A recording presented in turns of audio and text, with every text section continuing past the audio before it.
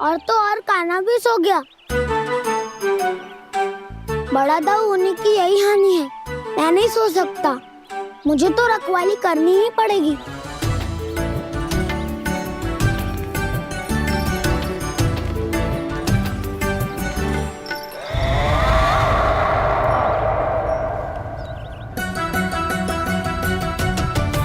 दाऊ तो पैरे पर है, यदि यही नहीं सोए तो बच्चासुर का वध कैसे करूंगा मैं?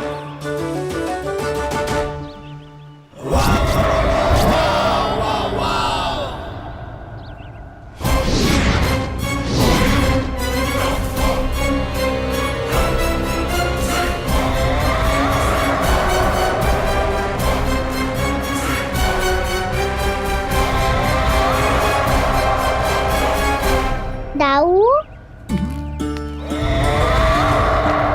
अब पहरा देने की मेरी बारी है। आप जाओ और विश्राम करो। कोई बात नहीं कान्हा, तुम छोटे हो, मुझसे अधिक तुम्हें विश्राम की आवश्यकता है। वही तो, मैं छोटा हूँ, अपने होते हुए आपको श्रम थोड़ी ना करने दूंगा। मेरी हद समझ के मान लो, जाओ विश्राम कर लो।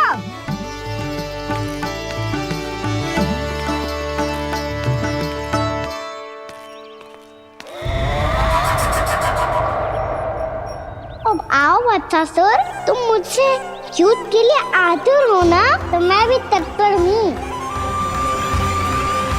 चाहे जितनी दृष्टि रख लो विष्णु अवतार, मैंने कहा था ना, इस रूप में तुम मुझे पहचान नहीं पाओगे। आओ बस थोड़े और निकट आ जाओ, फिर एक ही प्रहार से तुम्हारे प्राण ले लूंगा मैं। ये क्या भूरी, तुम तो कछु खा ही ना रही, अच्छे से खाओ।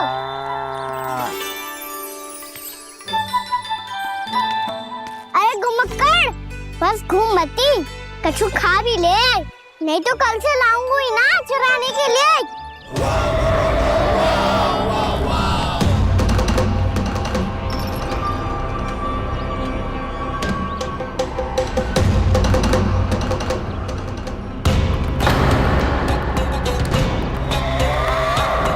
लटखड़ा मुंह क्यों छुपा रहा है?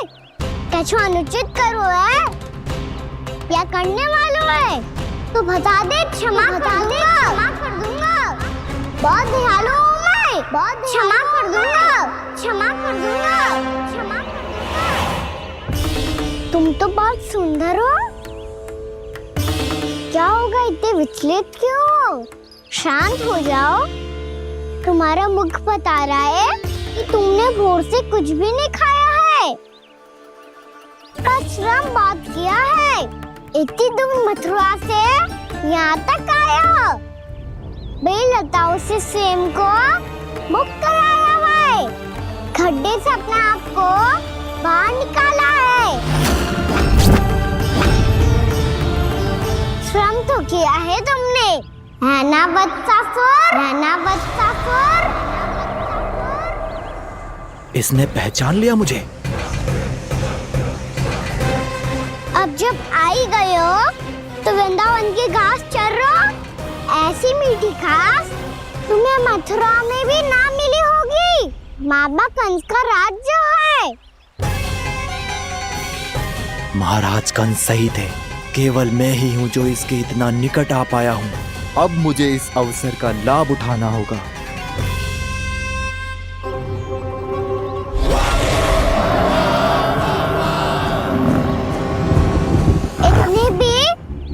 शीघ्रता है वत्सासुर? ये जाल है इसका, छल है, पर मैं इसके बहकावे में नहीं आऊंगा।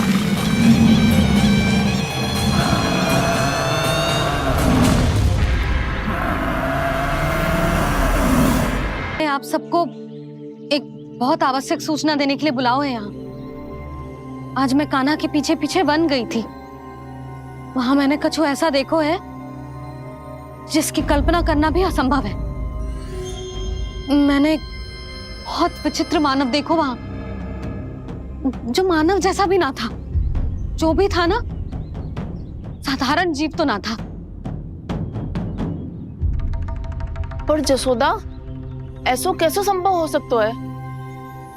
क्या बुद्धि लगाई है यशोदा ने। मेरे सामने एक न चली तो अब गोपियों को अपनी योजना में सम्मिलित कर रही है। आप तो मेरा विश्वास करो मौसी, मैं सच्ची कह रही हूँ। उसका तो सर भी विचित्र था।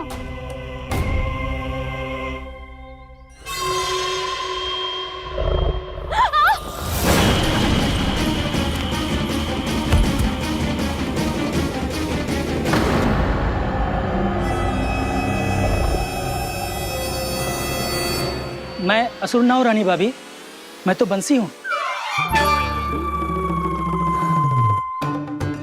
बंसी, तू यहाँ क्या कर रहा है? रानी भाभी, कान्हा ने ये पोटली और मटकी देके भेजो है ताकि आपको पता चल जाए कि उन लोगों ने भोजन कर लिया है और वो सब सुरक्षित भी है। तू उन्हें अकेला छोड़ के यहाँ आ गया है और ये भी कह रहे हो कि वो सुरक्षित है। इतनी भी क्या शीघ्रता है वत्सासुर? ये जाल है, इसका छल है, पर मैं इसके बहकावे में नहीं आऊंगा।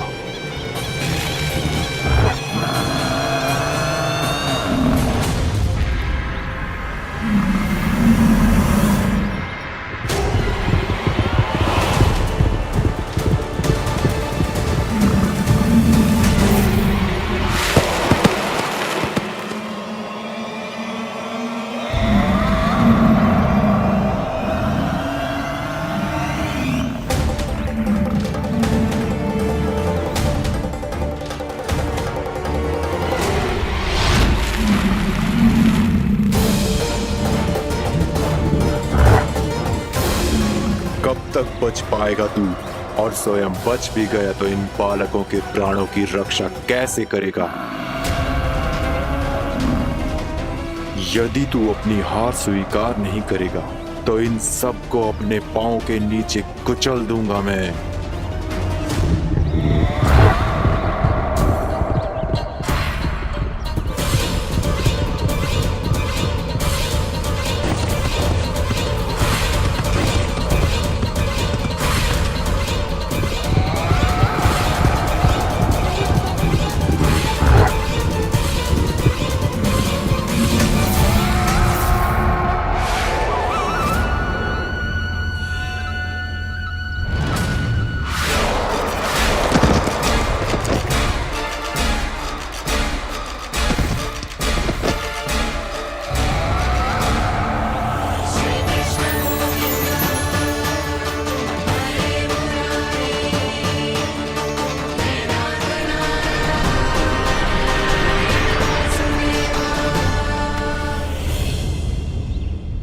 उलझन में क्यों प्रमिला?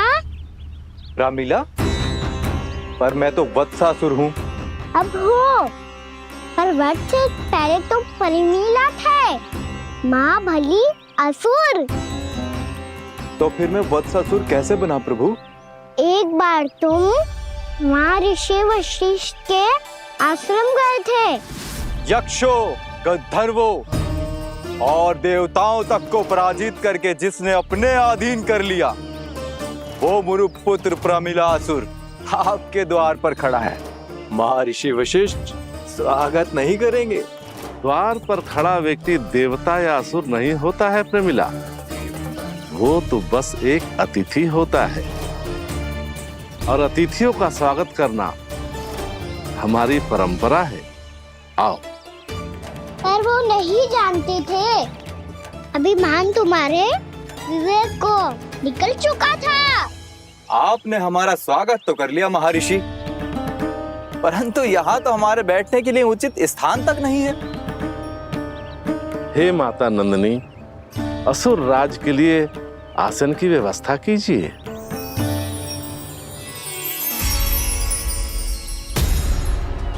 विराजिए असुर राज।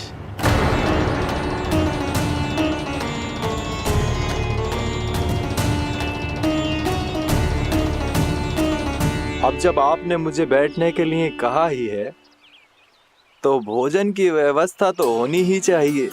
अतिथि तो ईश्वर स्वरूप होते हैं प्रमिला, और इनकी इच्छा पूरी करना हमारा कर्तव्य है। हे माता नंदिनी, मेरी विनती स्वीकार करें।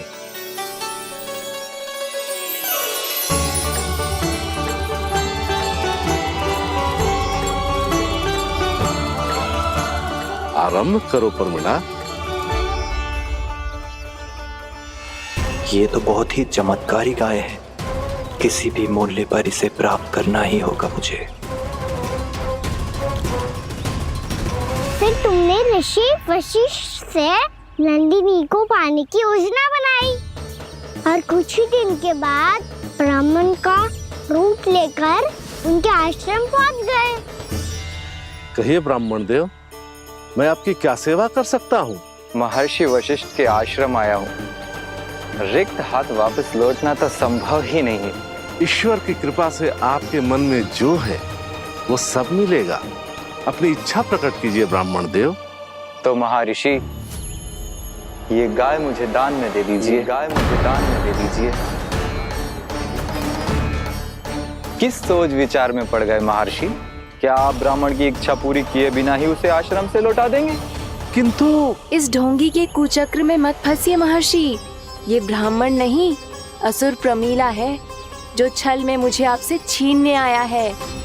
छल? मेरे साथ छल करता है दुष्ट? तुझे इस कपट का दंड अवश्य मिलेगा। माता नंदिनी, इसके कुकर्म का फल दीजिए। तूने एक दिव्य गाय को पाने के लोभ में अपना वेश बदला था। अब मैं तुझे श्राप देती हूँ, तेरा वेश सदा सदा के लिए बदल जाएगा।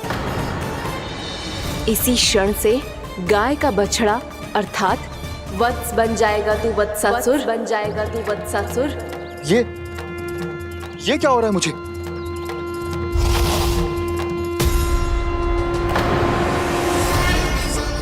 मेरा स्वरूप? हाँ। मुझे क्षमा करें मां नंदिनी, अपना श्राप वापस ले लीजिए। महर्षि, मेरी रक्षा करें। मां नंदिनी, मुझे क्षमा कर दीजिए। भूल हो जाने के बाद उसे सुधारने का एक अवसर तो सभी को मिलना चाहिए माँ। इसे क्षमा कर दीजिए माँ, इसे अपनी भूल का पश्चाताप है। आपसे अधिक और कौन जानता है महर्षि, दिया हुआ श्राप वापस नहीं लिया जा सकता।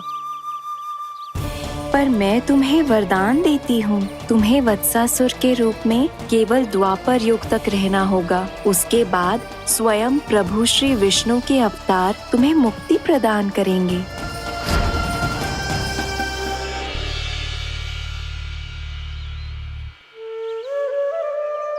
मुझ जैसे मूर्ख अभिमानी दुष्ट को भी आपने मुक्ति प्रदान की प्रभु।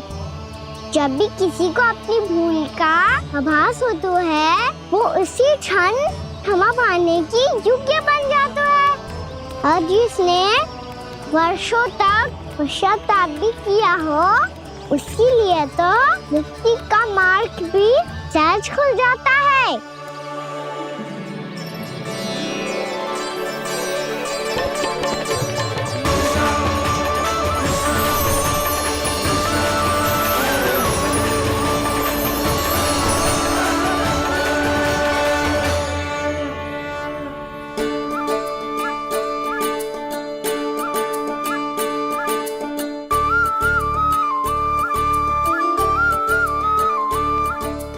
यशोदा,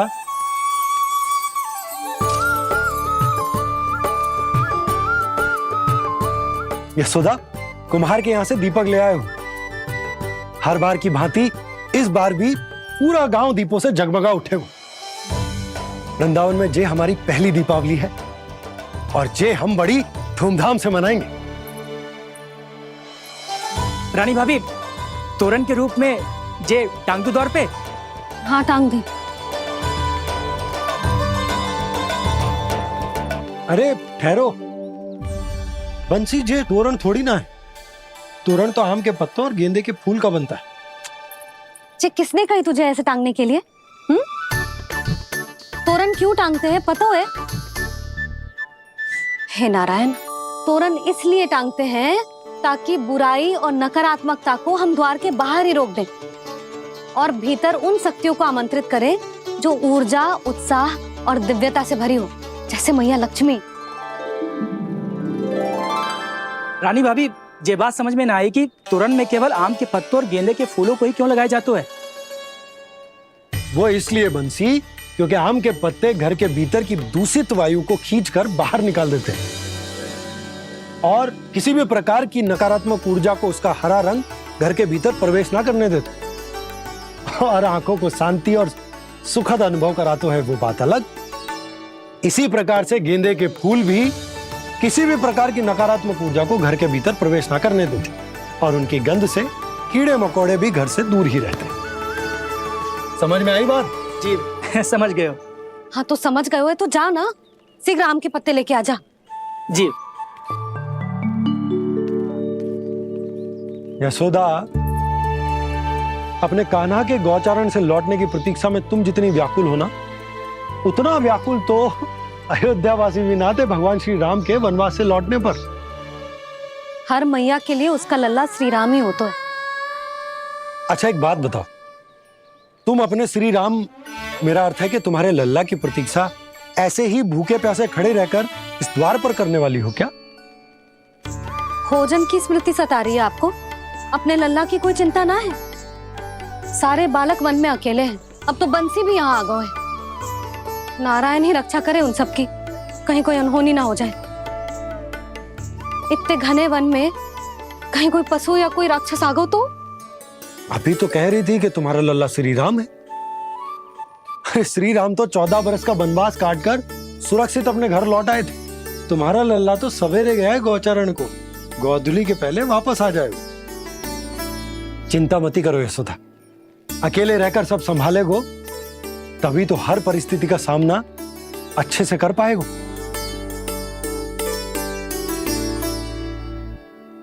कान्हा,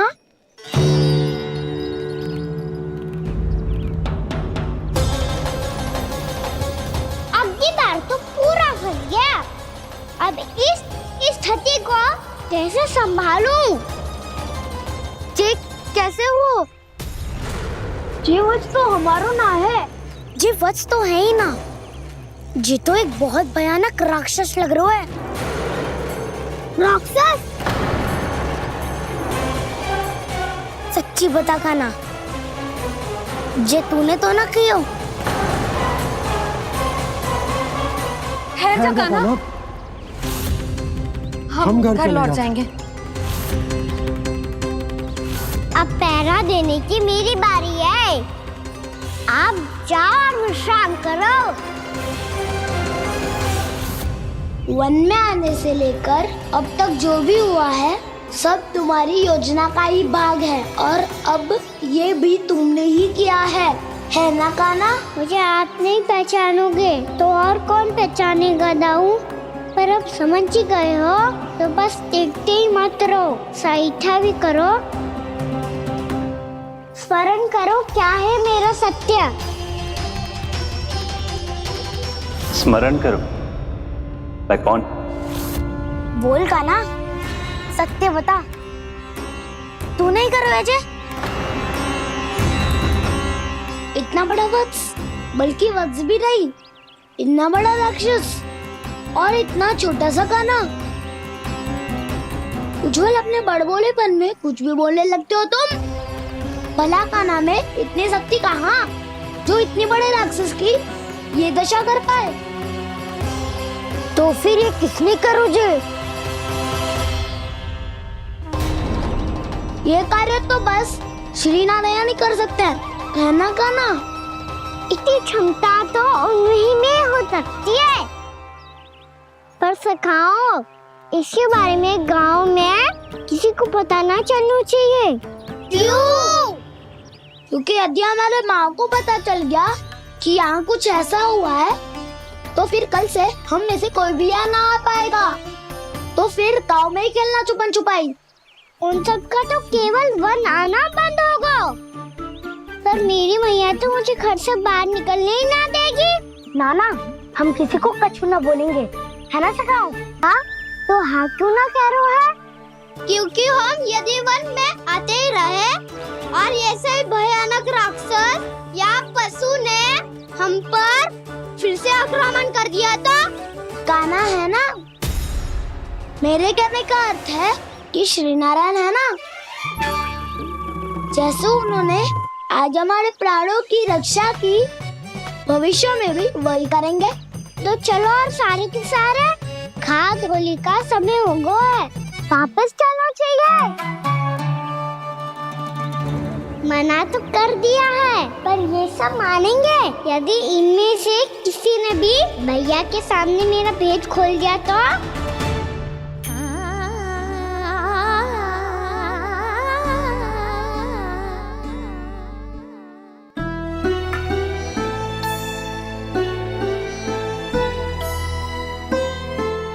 यशोदा आओ कछु खा लो।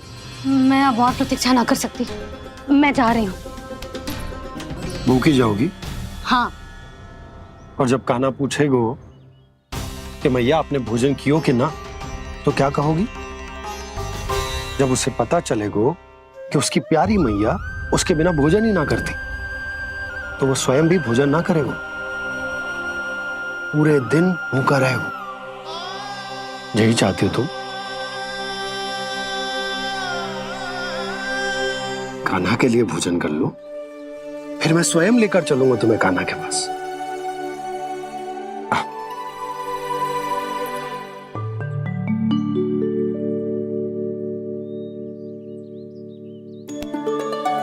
आपने कान्हा का नाम लियो है, इसीलिए खा रही हूँ।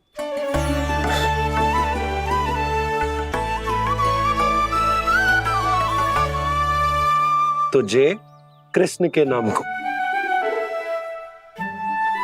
जय बात। और जय वाला यशोदा नीलमणि के नाम का। अरे नीलमणि के नाम का मान ना रखोगी तो उसे लगेगा कि ये कृष्ण कान्हा जैसे नए नाम आ जाने से उसका पुराना नाम फीका पड़ गो। स्मरण है ना तुम्हें कि कान्हा के नामकरण से पहले नीलमणि नाम ने हमारा कितना साथ दिया? तो जे तो खाना पड़ेगा। हाँ। बस। और जे आपने कही थी ना? हाँ यशोदा, ये लो।